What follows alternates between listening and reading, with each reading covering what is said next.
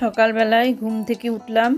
আগের দিন রাতেই শুনেছিলাম যে আমাকে রান্না করতে হবে, সেটা বুঝতে পেরে গিয়েছিলাম, কারণ বিকেলবেলায় ফোন করে জানিয়ে দিয়েছিল যে আসতে পারবে না। তাই সকালে একটু সকালই ঘুম থেকে উঠেছি। বুবাইয়ের অফিস আছে, যদিও আজকে রান্না সেরকম নেই, ফাঁকিবাজি রান্না, একদম শর্টকাটে ফাঁকি মেরে যে রান্না হয় ঠিক সেরকম রান্না। তো সকালে উঠেই আগে লেবু জলটা খেয়ে নিই, তারপর তোমাদের সঙ্গে সব রকম কথা আলোচনা করব। ভিডিও দেখতে পাবে সারাদিন কি করছি। সুপ্রভাত জানিয়ে দিনটা শুরু করলাম। আজকে আবার কিচেন থেকে দিনটা শুরু করলাম। সকালবেলায় উঠে লেবু জল, অনেকদিন এগুলো শেয়ার করা হয়নি। ঘুম থেকে উঠেই লেবু জল দিয়ে দিনটাকে শুরু করলাম। এরপর পরপর একে একে চলতে থাকবে। আজকে সকালবেলা আমাদের যা যা রান্না হবে সেগুলো তোমাদের সঙ্গে শেয়ার করে দিই। আজকেও টগরি আসবে না, ওর আজকে আসার কথা ছিল, কিন্তু হঠাৎ করে কালকে ফোন করে বলছে যে আসতে পারবে না। ঠিক আছে, যা কাটাকুটি করে দিয়ে গিয়েছিল সেগুলো প্রথম দিনেই শেষ হয়ে গেছে। এখন আবার এই কদিন আবার মানে কাটাকাটি করেই রান্না করতে হচ্ছে। আপাতত চলছে এইভাবেই কটা দিন ধরে। আর আমার শরীর তো ভালো না, দুদিন তোমাদের বলেইছি। তবুও মানে আজকে একটু ঠিক আছে মোটামুটি শরীর, মানে আজকে খুব একটা খারাপ নেই, আজকে শরীরটা ঠিকই আছে। লেবু জল দিয়ে দিনটা শুরু করলাম। আজকে সোমবার, সেই জন্য একটু সকাল থেকে দিন শুরু হলো। সুপ্রভাত, নমস্কার জানিয়ে আজকে আবার একটা নতুন দিন শুরু করলাম। নতুন দিনে নতুন সকালে তোমাদের সামনে আবার একটা সুন্দর নতুন ব্লগ নিয়ে চলে আসলাম। আমার ঘরে বাইরে লাইফস্টাইলে তোমাদের সবাইকে স্বাগত জানাচ্ছি। তোমরা এসো, দেখো সারাদিন আমি কি করছি। আশা করছি তোমরা নিশ্চয়ই ভীষণ ভালো আছো, আর আমিও ভীষণ ভালো আছি। তাহলে সারাদিন সঙ্গে থাকো আর দেখতে থাকো আমি সারাদিন কি করছি। তবে দেখিয়ে দিই কি রান্না হচ্ছে, আর লেবু জলটা ততক্ষণ খেয়ে নিই। দেখো, আমি প্রতিদিনই হয়তো তোমাদেরকে বলি যে আজকে রান্না করতে হবে, টগরি আসবে না। তোমরা হয়তো ভাবো যে আমি রান্না তো সবাই করে, কিন্তু এই দিদিটা এরকমভাবে বলে কেন যে রান্না করতে হবে। হ্যাঁ, বলার একটা কারণ আছে। কারণটা এটাই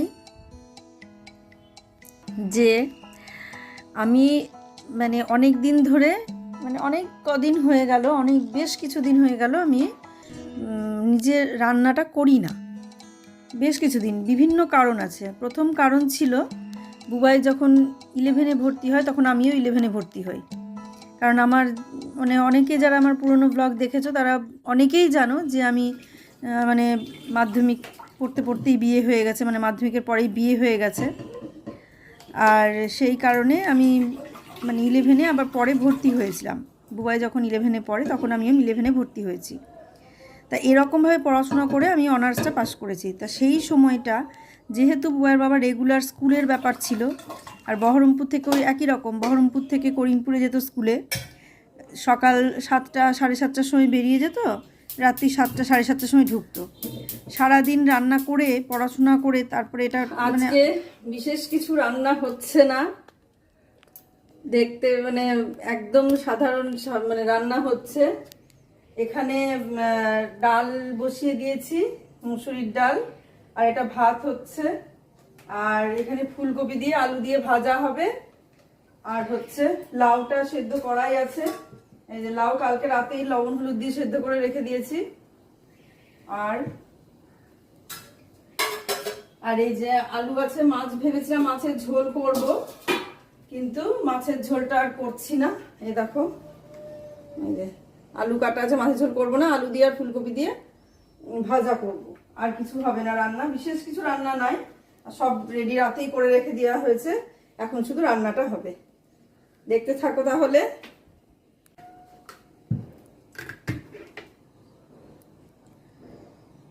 ডাল সিদ্ধ সবাই করতে জানো। দেখো আমি কেমন পাকা মেরে ডাল সেদ্ধটা দেখাচ্ছি, যে ডালের মধ্যে একটু তেল দিয়ে দিলাম। সর্ষের তেল দিলে যে ডালের ফেরা উতলায় না, এটা মানে কেউ জানে না এমন কেউ নেই, প্রত্যেকটা মানুষই জানে। তবুও আমি তোমাদের সামনে কেমন দেখো দেখিয়ে কাজটা করলাম। আসলে কিছু তো শেয়ার তো করতেই হবে, রান্না করছি কিভাবে করছি সেটা তো তোমাদের সঙ্গে শেয়ার করতে হবে, এটাই আমাদের কাজ। তা যেটা বলছিলাম, আমি যখন এই মাছটা ভেজে দেবো ভেবেছিলাম, ঝোল করব কাতলা মাছ, এই মাছটা ঝোল মানে ভেজে দেবো। তা যেটা বলছিলাম যে রান্না করার ব্যাপারটা, যখন বুবাই 11-এ ভর্তি হয়, বহরমপুরে এসে বুবাই 11-এ ভর্তি হয়, মাধ্যমিক পর্যন্ত বুবাই করিমপুরে ছিল। তা 11-এ এসে যখন বহরমপুরে ভর্তি হয়, তখন আমিও বহরমপুরে এসে দেখলাম যে আমিও একটুখানি পড়াশোনা করি। শ্বশুরবাড়ির যে চাপটা, ওখানে থাকতে যে চাপটা ছিল, সেই চাপ অনেকটা কমে গেল, মানে অনেক ধরনের চাপ কমে গেল। এবার আমি পড়াশোনা করতে পারবো, এই ব্যাপারটা আমার মাথায় কাজ করলো। আর পড়াশোনাটা যেহেতু করতে পারিনি, মানে পড়াশোনা করতে করতে আমাকে চলে যেতে হয়েছে। খাওয়া হয়ে গেছে, এবার চিয়া সিডটা খেয়ে নিই। অনেকদিন এগুলো মানে মাঝখানে বিয়ে টিয়ে ছিল, খাওয়া হয়ও নি, আবার যখন খাওয়া হয়েছে সেগুলো শেয়ারও করা হয়নি তোমাদের সঙ্গে। অনেকদিন পর আবার এগুলো শেয়ার করছি।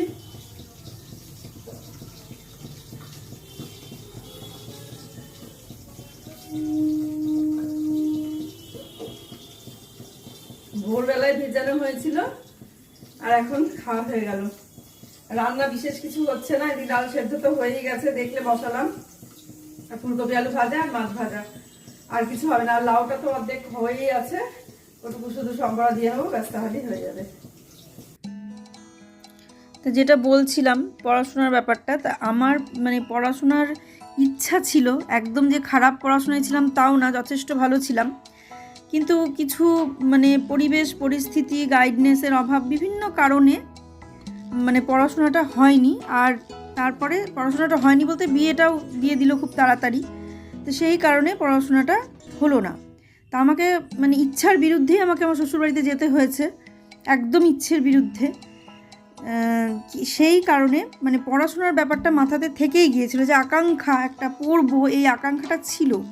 সবাই পড়াশোনা করছে আর আমি পড়াশোনা জানি না, এই ব্যাপারটা। আর বিশেষ করে বুবার বাবার ছিল মাস্টার। এবার ভাবো, একটা মাস্টারের যে পরিবেশ, সেই পরিবেশে সবসময় কি হয় যে তার যে মাস্টারের যে কলিগগুলো থাকে, সেই কলিগদের স্ত্রী যারা ছিলেন তারা প্রত্যেকেই সেরকম শিক্ষিত, কেউ চাকরি করছে, কেউ মানে বিভিন্ন সব টিচার হ্যানা তেনা অনেক ছিল। এবার যখনই কোনো অনুষ্ঠানে যেতাম, যখনই কোনো স্কুলের প্রোগ্রামে যেতাম, তখন আমার এটাই মনে হতো যে কলিগের বউগুলো যখন আমার পাশে এসে বসতো বা তাদের সঙ্গে যখন কথা হতো, তখন আমার নিজেকে খুব মানে ছোট মনে হতো, খুব লজ্জা লাগতো যে আমি পড়াশোনাটা হলো না। কিন্তু আমার বাবাও মাস্টারই ছিলেন, কিন্তু তবুও কেন যে এটা হলো আমার জীবনে আমি সঠিকভাবে বলতে পারবো না।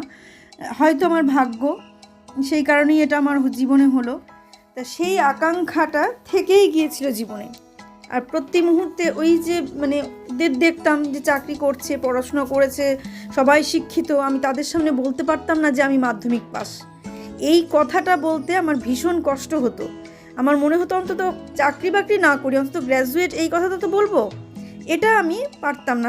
যখন ওরা পড়াশোনার কথা বা এটা ওটা বলতো, আমি তখন চুপ করে থাকতাম, আমার কোনো বক্তব্য থাকতো না। কারণ এটা মাধ্যমিক পাস মেয়ের, আর যারা সব মাস্টার ডিগ্রি করা মানে বউ, তাদের সঙ্গে কি বক্তব্য থাকতে পারে।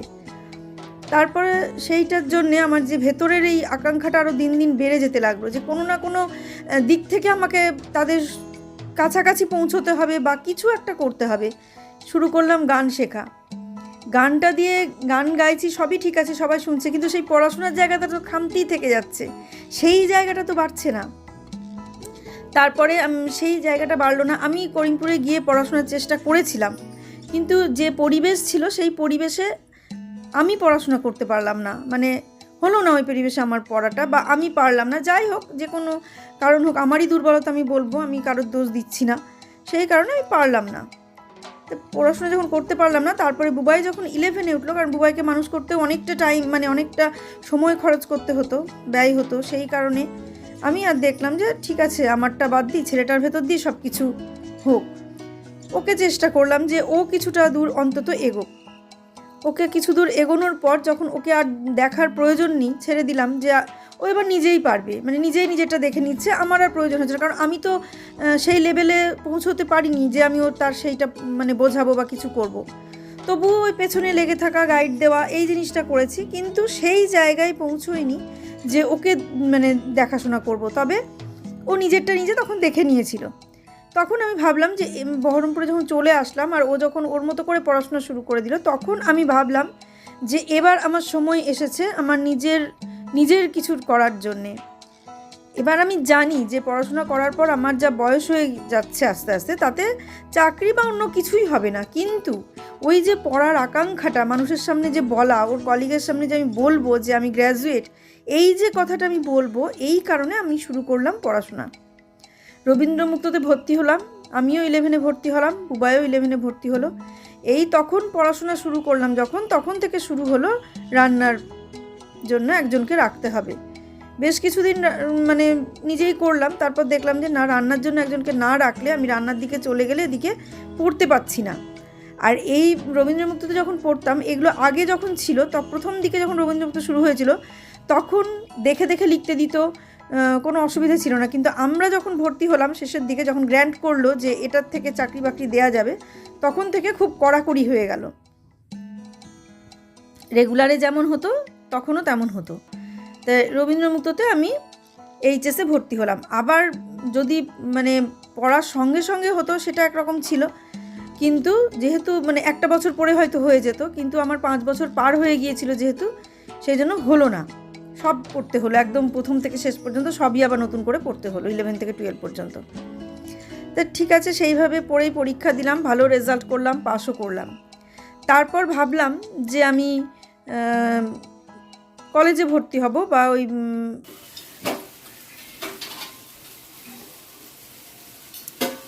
গ্র্যাজুয়েশনটা করব, এটা ভাবলাম। কিন্তু ততদিনে গ্র্যাজুয়েশন যে নেতাজি যেটা, সেটা বন্ধ হয়ে গিয়েছে, মানে আর হচ্ছিল না আর কি, পড়াশোনা পরীক্ষা সেটা হচ্ছিল না, ওটা বন্ধ হয়ে গিয়েছিল। তা আমি দেখলাম বন্ধ হয়ে গেল, তাহলে তার পড়াশোনা করা যাবে না। তারপরে ওখান থেকে কৃষ্ণনগর চলে আসলাম।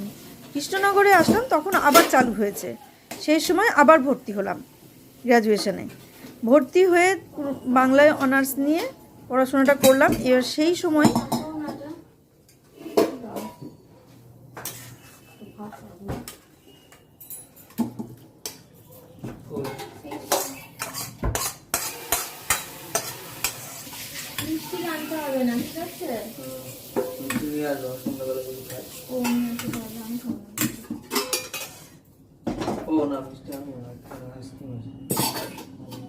আইসক্রিম নেই, আছে